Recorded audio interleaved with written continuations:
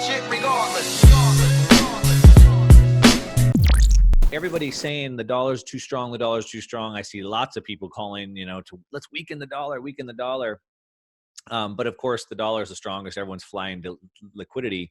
They're trying to do that, right, by printing more and lowering rates and all these programs. But I guess your last video, you were kind of saying that these unlimited bailouts actually lead to the dollar going down. So right now, the dollar's going up, but they're doing these bailouts to try to weaken them. But you think they overshoot the goal, and maybe it just ends up making it too weak?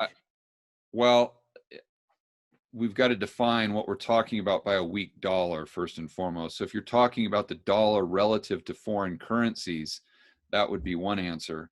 But if we're talking about the dollar relative to the apples that you buy at Whole Foods, that would be a completely different answer. Or maybe the dollar compared to the bond market, or the dollar compared to a specific stock or the S&P. So I really want to encourage people to compartmentalize those. So I could see a situation, because of what I explained before, that the dollar could definitely go up. I mean, I agree with Brent Johnson, and I can totally see where he's coming from, whether it's a guy like Brent or Jeff Snyder or anyone who's in that Raoul Paul with that dollar bull camp. But what they're saying isn't necessarily that the prices of goods and services, or the price of your health care, or the price of gasoline, or your rent is going to go down. They're saying that the value of the dollar relative to the euro is going to go up. Right. That's a totally different argument. Yeah. And I do see a possibility where they'd have to come in with a Plaza Accord 2.0 and artificially lower the value of the dollar, they meaning the Fed, in the foreign FX markets, to pump enough dollars out there. They've got the swap lines going right now with the other central banks, with the majority of central banks, except for China. And that could ease the pressure.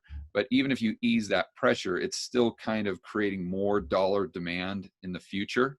So, and it's difficult, because you've got some countries that would really like to see a dollar being devalued. Some countries would not be too keen on that. So I don't think you're going to get a universal, hey, yeah, let's all hold hands, kumbaya, let's bring down the dollar like they did in 1985, I think it was. But I think the Fed can just say, listen, we don't care what you want to do.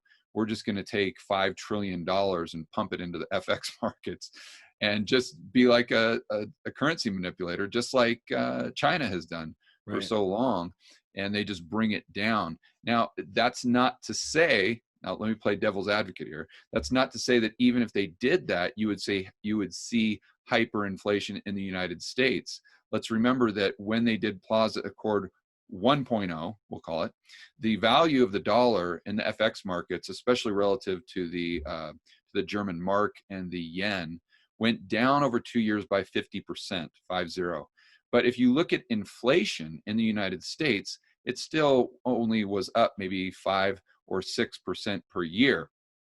So again, completely different buckets. Right. Yeah, and the way they measure that inflation, like you said, doesn't take everything into account. So everyone knows the price of gas went up and the price of homes went up, and all the things that we need. The CPI doesn't measure those for some reason, right? School went up, healthcare went up. I mean, everything's gone up, right?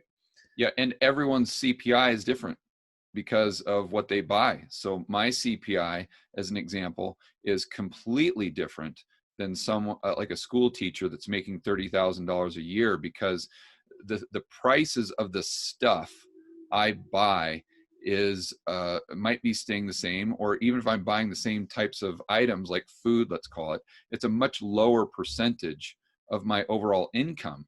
Where if you've got a school teacher making 40 grand a year, where the majority of her or his income is going to rent, healthcare, food, gas, he or she could experience 15% inflation per year with those specific items that occupy 90%, 95%, 100% of their paycheck. And all while the dollar is getting strong, or is supposedly very, very strong.